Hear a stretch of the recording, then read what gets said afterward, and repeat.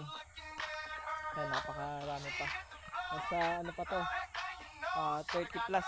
Yo, sup mga pa? Another day, another video naman tayo today. 3 AM duty na naman tayo ngayon.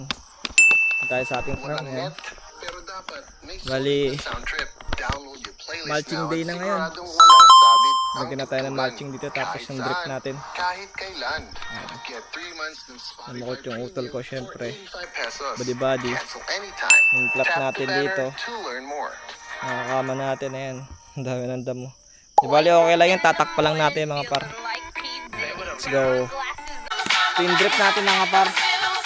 Yung dito natin invest yung kinita natin dun sa ating silahan last year. Para cut tayo sa labor cost.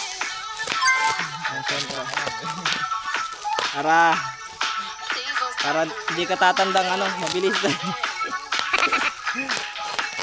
Ganda mga par. So, ganda, kapal.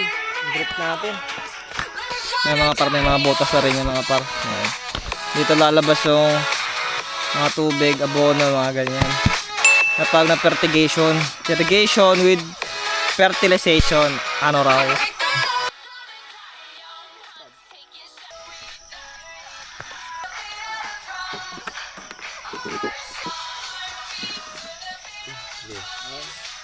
Quality! Sandali eh. Ayan, may butas na kasi yan mga pare. Kasi hilain lang natin.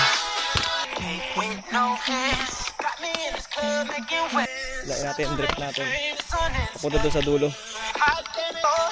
Nandito yung nahirapan mag ano, fertilizer. Para tamang ml lang sa Gedli.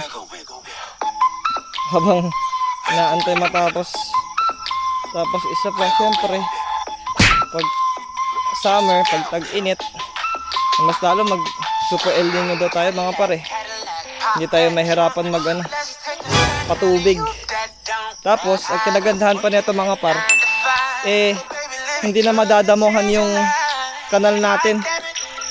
Kasi last year 'di ba, pag nagpapa-tubig kami, pag nagdidilig kami, yan.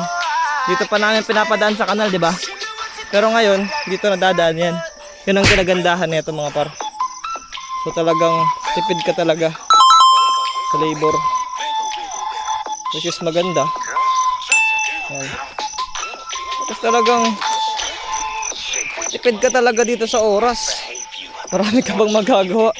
Last year, ang tagal ba naman namin mag-abono. Like, umabot kami ng 12 hours. Dadala lang kasi kami. Tagal nun. Ngayon, hindi na kami aabot sa ganun. Ayun ang kinagandahan nun. Hilayin natin lang hanggang dulo. Kita oh. Ganyan yung mga pare. Lagyan lang natin ng ano dito. Parang ano niya, clip niya. Ilalagyan natin tong ano, pinaka-enclosure na sa dulo. Unplug.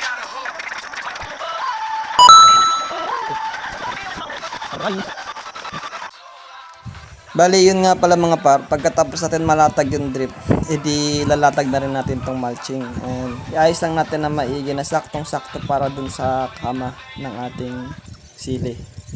Pagkatapos natin nalatag yung mulching, ayan, tatabunan naman natin ng lupa. Tapos pagkatapos naman natin na tabunan ng lupa, eto na. Dahan-dahan nating hihilayin yung mulching, yan. Bali gumamit kami dito ng wire mga par para hilayin yung mulching, yan. Tapos tatabunan ulit natin ng lupa. Yung sa mga par, so yun nga, bali ibang plat lang kami ngayong umaga. Sa buong madaling araw ng umaga. Yan. Bali isang mulching yan. Ano, ganda diba? Grabe, ganda na improvement kumpara last year. Nakalalim na kanal. Sumikat na ang araw. Alas 8 na ng umaga. Pauwi na tayo. So yun.